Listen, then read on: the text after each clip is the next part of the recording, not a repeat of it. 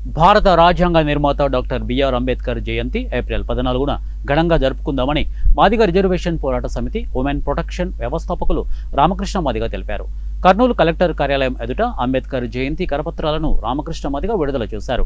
ఈ సందర్భంగా మాదిగ రిజర్వేషన్ పోరాట సమితి ఉమెన్ ప్రొటెక్షన్ వ్యవస్థాపకులు రామకృష్ణ మాదిగ మాట్లాడుతూ సమానత్వం కోసం డాక్టర్ బిఆర్ అంబేద్కర్ కష్టపడ్డారని, సమాజంలో జరుగుతున్న కుల వివక్షత పోరాటంలో వారి ఆలోచనలతో ముందుకు వెళ్లాలని కోరారు. ఈ కార్యక్రమంలో వీరాంజనేయులు, రాము, జమ్మన్న, రమేష్, శేఖర్, పరశురాం, నాగేంద్ర, లోకేష్, గొల్ల శేఖర్ పాల్గొన్నారు. ప్రపంచవ్యాప్తంగా విగ్రహాలు పెడతా ఉన్నారు, కానీ అంబేద్కర్ ఆశయాలకు మాత్రము ఎవ్వరు కూడా నడుచుకోలేకపోతా ఉన్నారు. కనుక నేను ఒకటే చెప్తా ఉన్నాను, దళితులకు ఈరోజు అట్టడుగున పాడేసి ఊరు చివరన బ్రతుకుతున్నటువంటి మనలను మరి గుడిలోకి రానియలేదు, బడిలోకి రానియలేదు.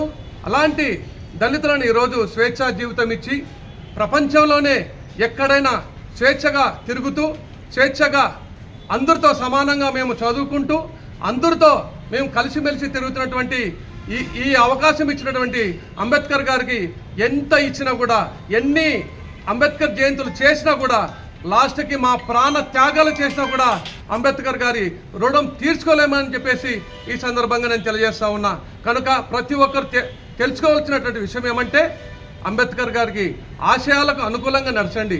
ఆయన చెప్పిన విధానం ఏమంటే, ప్రతి ఒక్కరూ చదువుకోండి, ప్రతి ఒక్కరూ చదువుకొని బాగుపడండి, చెడు అలవాట్లను వదులుకోండి, ఏదైనా పట్టుదలతో సాధించండి, రాజ్యాధికారం సాధించండి, దళితులు అప్పుడే సమాజంలో ముందరకు పోగలరని ఆయన నినాదాన్ని మనం తీసుకుపోతూ ప్రజలలో దళితులను ప్రతి ఒక్కరిని మమేక్యం చేసి, ఐకమత్యం చేసి, వాళ్ళలోన అంబేద్కర్ అంటే ఏ విధమైనటువంటి జీవితం